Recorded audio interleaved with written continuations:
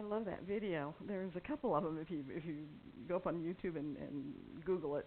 But that's special. Especially that was occurring back in the mid '60s, I think, at a time when racial prejudice was in full bloom, and to have this be a message to our children, what an incredible form of compassion.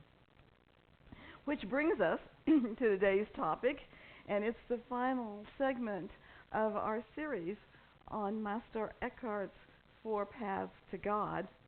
We began with Via Positiva, the path of light, and that's where we're invited to see ourselves and the worlds around us as blessings.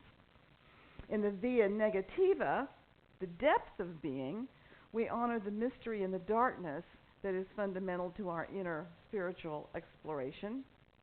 And through the intertwining of the Via Positiva and the Via Negativa, we enter into the Via Creativa, where we become the expressions of all that we are. We express our creativity and our imagination. So today our topic is Via Transformativa, and it's the path of compassion. And this is the path, actually, that's a natural culmination of these other three paths. I think if I were to rename our topic this morning, I would call it Via Transformativa, taking it to the streets. Because in the first three paths, we find the breadth of our spirituality through Via Creativa, the depth of our spirituality through the Via Negativa, and our ability to imagine, to dream, to create through the Via Creativa. But unless we move out into the world with what we know to be true, unless we become an active channel of God's love, truth, beauty, joy, harmony, peace, then we have not completed that journey of awakening to our own spiritual reality. We come to realize that our spiritual journey is not simply personal. It's both personal and public. It is only when we give with love and compassion what we have been given that we complete the circle of our spiritual growth. The mythologist Joseph Campbell is famous for his definition of the hero's journey, which is a journey that we all take at some level sometime in our lives, or many times. But in it, there is the call to adventure, and that moves us out of our known world. We find then on that path to the unknown that there are allies that help us along the way, and there are ordeals that we encounter through which we grow stronger. And finally, there is a singular event that triggers our ultimate transformation.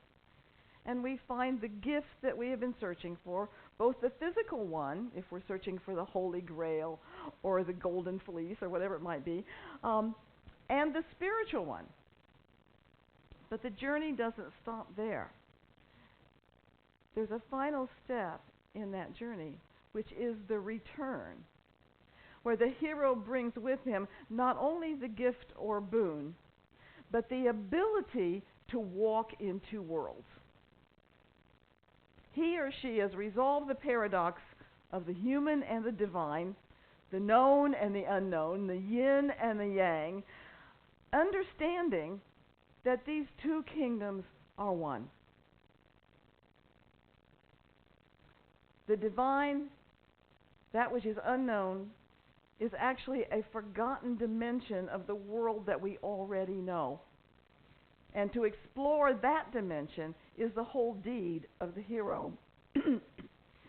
His last task, then, is to bring back his wisdom and understanding to the world, and by sharing his transformation with humanity, his last act is one of compassion. You and I don't have to be a mythical hero. We don't have to have supernatural powers to bring compassion to this world, to make a change for the better.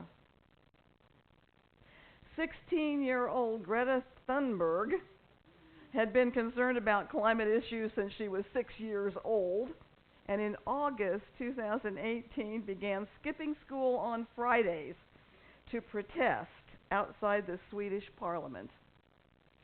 She was inspired to organize a global campaign by the students of Parkland, Florida, who created a worldwide rally for better gun control. So interest spread through Twitter and social media, and this past Friday, over 4 million people, many of them students and children, took part in the largest strike for climate change in the world. There were over 250 events scheduled in over 163 countries on all 7 continents. Even Antarctica was represented by a group of researchers living there. Greta Sundberg is a hero, a 16-year-old girl from Sweden with Asperger's syndrome who has chosen to live her life in compassion for a greater cause. Matthew Fox in Original Blessing tells us that compassion is the goal, the fullest energies of the human-divine marriage, for it is the cosmos mended and made whole again. So this young woman, this little Greta, is part of the healing of the cosmos. Jesus was perhaps the most profound wayshower for this path of compassion. In a time when children had no voice, he said, "Suffer the little children to come unto me, for such is the kingdom of heaven." In a time when women were considered chattel, he sat and talked among them as equals. He considered Mary Magdalene a beloved disciple, though later Scripture would put her in the role of a prostitute.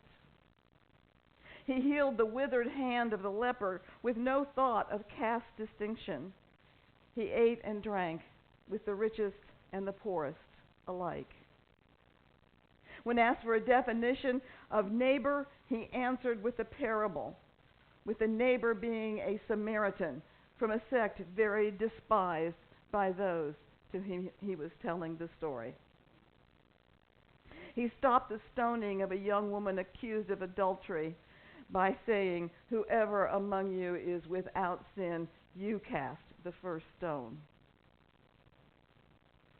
And I came across a beautiful website of a little church called Jubilee Center in Columbia, South Carolina. And their minister, Candace Chellew, put a different spin on this story than I had heard before, and I wanted to give her credit and tell you what she said. Because according to her, to Pastor Chellew, this story is read as a lesson in guilt. The crowd had every reason to stone this woman, and according to law, this was the proper punishment for adultery. The scribes and the Pharisees knew that the law was on their side and were using this event as a way to trap Jesus. They knew that Jesus knew the law, and if he stopped the stoning, he would be breaking the law and he could be arrested. When he said, "He who is without sin cast the first stone," he was not trying to shame the mob into self-reflection about their own sins, like we've interpreted this story. Instead, he was lifting the veil of illusion. Pastor Chellew says, this is a rather long quote, but I really love the way she said it. Pastor Chellew says, "Follow me now, because we're going to wander into some deep, uncharted theological waters." The traditional reading is right when it teaches that the crowd dropped their stones because they realized they were no better than this woman, but not because they believed they were equally guilty. Instead, in this moment, their eyes were opened in love, and they saw her as innocent, and in turn saw themselves as innocent, and this is the real miracle. They had their perception changed, not through guilt, but through love, because Jesus allowed them to see this woman through his eyes, to see her as he saw her, not guilty of anything, but as an innocent and beloved child of God. And Pastor Chellew continues, if we're willing to see this story differently, to allow the miracle of a new perspective, then I believe this story has a lot to teach us about how we live our lives. We are to look into the eyes of Jesus, as these people did on that day, and see the reality of this world, that we are all one, all beloved and innocent, and without sin. So really and truly, this is the path of the Via Transformativa. Love and compassion are sisters. And when either of these are present in any situation, then the cosmos are mended and healed again. And I believe that that our first step in this path of compassion is to see everything in terms of what the Buddhist monk Thich Nhat Hanh called interbeing. We are part of each other, and we are part of the earth on which we live. Everything relies on everything else in order to manifest. This interbeingness is called by Matthew Fox interdependence, and he sees it as the basic consciousness of compassion. So mystics and scientists alike are calling us to a new level of consciousness that honors this interdependency. Every square mile of soil on our earth contains particles from every other square mile of soil on our earth, says biologist John Storer. This is interdependence. Every breath we take in contains some of the breath of Jesus, according to the scientist Brian Slim. This is interdependence. Meister Eckhart says what happens to another, whether it be a joy or a sorrow, happens to me. This is interdependence. You and I cannot ignore the pain, sorrow, and even evil that is part of our humanness. Joseph Campbell wrote, "So if you really want to help this world, what you will have to teach is how to live in it. And that no one can do who has not himself learned how to live in it, in the joyful sorrow and the sorrowful joy of the knowledge that this is life as it is." So transformation, whether of ourselves or of our world, does not come through denial, through closing our eyes and waiting for the next cycle, waiting for things to get better. It comes from our ability to walk in two worlds, to participate joyfully in the sorrows of the world because we can see beyond them, as Jesus did, to that love, that spirit, that power that undergirds everything. And to not only see it, but bring it forth.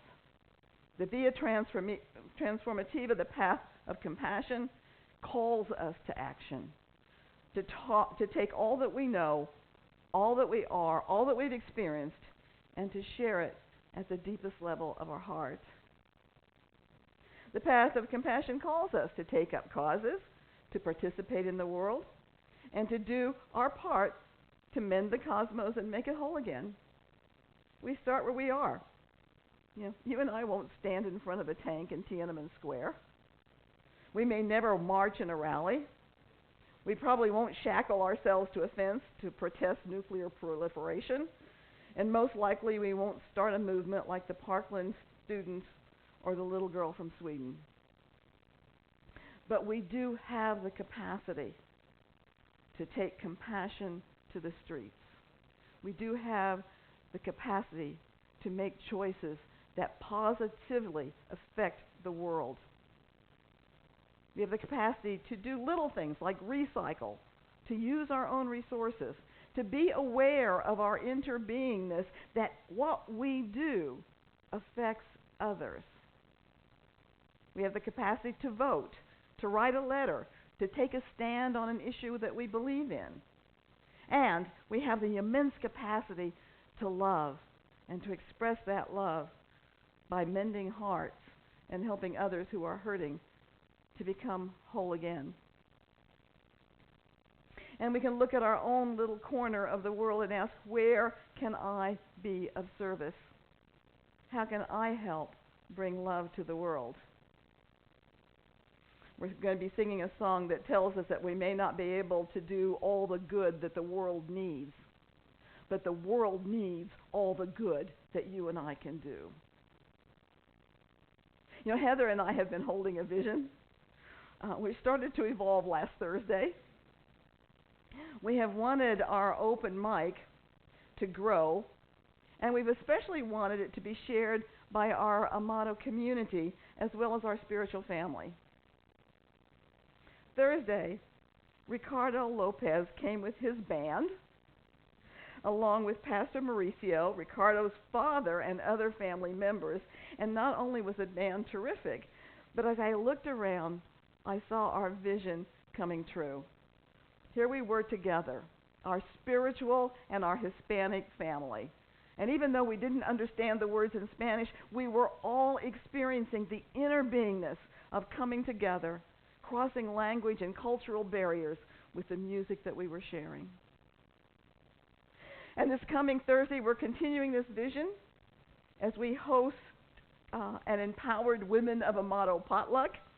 We're forming this organization as a way for all women who love and have an interest in Amato to come together to support each other and our community. So I invite any woman who's interested in doing that, see me afterwards, or I think there's something in the bulletin about it, but would love for you to be a part of this new organization.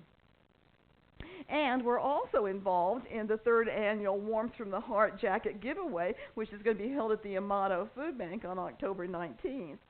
So for the next 3 weeks, please bring any new or gently used jackets, sweaters, hoodies to the center. Last year, we gave away 1,500 jackets, sweaters, and hoodies. And we're planning on matching or exceeding that this year. Yeah. Matthew Fox says that compassion is about what people ought to do when they find themselves together in one cosmic soup. Our founder, Dr. Ernest Holmes, provides the answer, and I want to close with his words today. Unless we become the living embodiment of love and light, we shall have no justification in saying that God is love and light. Unless we use the freedom we have without abusing it, we shall have no justification in saying that we are masters of our own soul, the creator of our own destiny, and the arbiter of our own fate. But if we can bind ourselves together reverently in love and compassion, in mutual tolerance and understanding, under the cohesive powers of the universal law of good and the beneficence of a divine and universal presence, then shall we be able to use the liberty without license, to diffuse uniformity with unity, and to lead the world down the pathway of a new enlightenment. This new enlightenment is the via Transformativa, and through you and through me, it is the path of compassion. Thank you. Namaste.